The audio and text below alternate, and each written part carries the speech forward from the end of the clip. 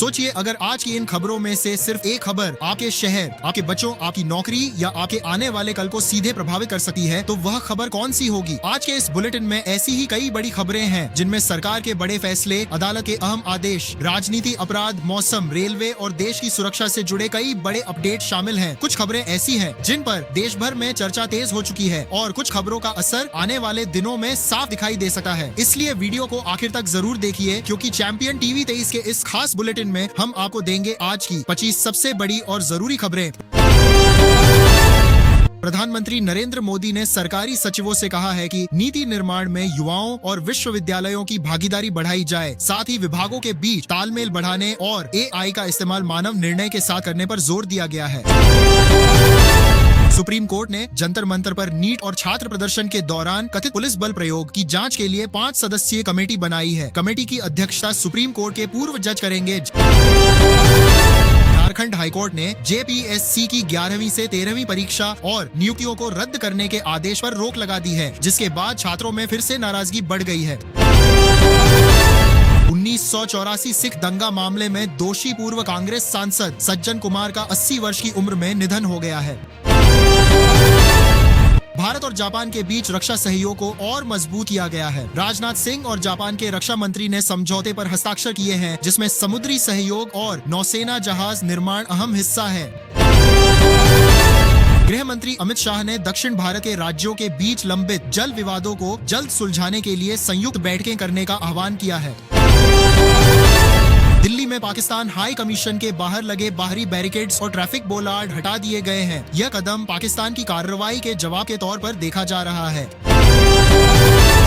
अमेरिकी राजदूत Sergio Gor ने जम्मू कश्मीर को भारत का महत्वपूर्ण हिस्सा बताया है। इस बयान के बाद पाकिस्तान ने अमेरिकी राजनयिक को तलब किया है। दिल्ली प्रेस क्लब में मोदी चालीसा कार्यक्रम को लेकर विवाद खड़ा हो गया है। प्रेस क्लब ने कहा है कि हॉल प्रेस मीट के लिए किराए पर लिया गया था, लेकिन उसका इस्तेमाल दूसरे कार्यक्रम के लिए हुआ केंद्र। सरकार ने लद्दाख में हाईकोर्ट बेंच स्थापित करने को मंजूरी दे दी है। इससे क्षेत्र के लोगों को न्यायिक सेवाओं तक बेहतर पहुंच मिलने की उम्मीद है। लखनऊ में डबल मर्डर एयर सुसाइड की घटना से सनसनी फैल गई है। SBI कर्मचारी मानस बाजपेयी ने पत्नी और बहन को गोली मारने के बाद खुदकुशी कर ली। मामले का CCTV फुटेज भी सामने आया है। CBI ने 10 साल से फरार एक आरोपी को गिरफ्तार किया है। आरोपी पर लोकसभा सचिवालय के कर्मचारी का रूप धारण करने का आरोप है। कोलकाता के होटल में लगी भीषण आग के मामले में 9 लोगों की मौत के बाद होटल के लीज होल्डर को गिरफ्तार किया गया है, जबकि 2 अन्य लोगों को हिरासत में लिया गया है। जादवपुर यूनिवर्सिटी में ABVP और लेफ्ट समर्थक छात्रों के बीच हिंसक झड़प हुई है। गेट पर नुकसान हुआ और कई छात्रों के घायल होने की खबर है।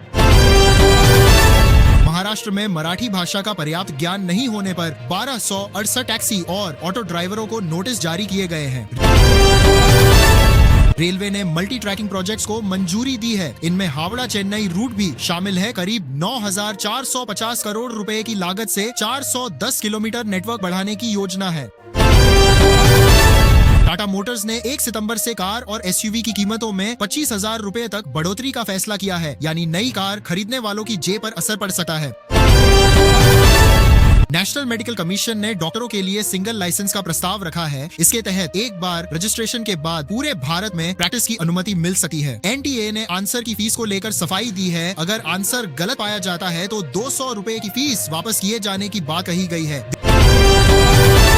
दिल्ली मास्टर प्लान 2047 में लोगों के लिए पैदल चलने की सुविधा बढ़ाने पर जोर दिया गया है। शहर में पैदल नेटवर्क और पैदल चलने के लिए विशेष सड़कों का प्रस्ताव है। मौसम को लेकर कई राज्यों में बड़ा अलर्ट जारी है। दिल्ली NCR में 3 दिन बारिश की संभावना है। उत्तर प्रदेश में बाढ़ जैसे हालात हैं, जबकि हिमाचल और उत्तराखंड में भी भारी बारिश को लेकर चेतावनी है।